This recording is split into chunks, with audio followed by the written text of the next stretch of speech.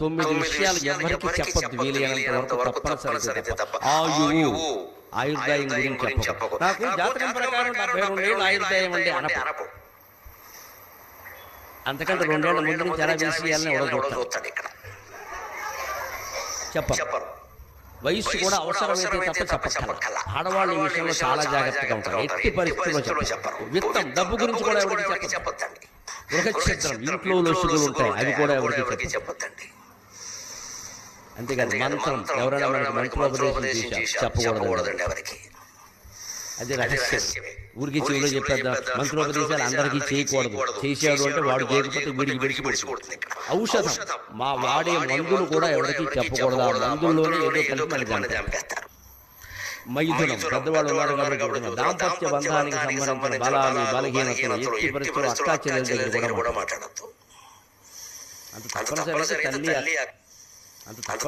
తల్లి పర్వాలేదు కొంత చెప్తారు ఏదైనా సలహా. బయట ఎక్కడ మాట్లాడకూడదు. మంత్రం ఔషధం అయిపోయి అంతేకాదు. దానం మనం చేసిన దానాలు కూడా చెప్పద్దు. చేసిన పాపం చెబితే పోతుంది, చేసిన పుణ్యం కూడా పోతుంది చెబితే. అవి మనకు ఉండాలంటే చెప్పొద్దు, పోవాలంటే చెప్పొచ్చు. మానవమానోచ మహత్తరమైన సన్మానం జరిగింది. ఎక్కడ ఎక్కువ చెప్పకూడదు. ఏదో మీకు బంగారు కిరీటం పెట్టారు కదా, పెట్టారండి వారికి తోచింది పెట్టారంతే. బంగారు కిరీటమేనండి మా ఇంట్లో పెట్టుకున్నానంటే 3వ రోజు మా ఇంట్లో ఏం జరుగుతుందో తెలుసు.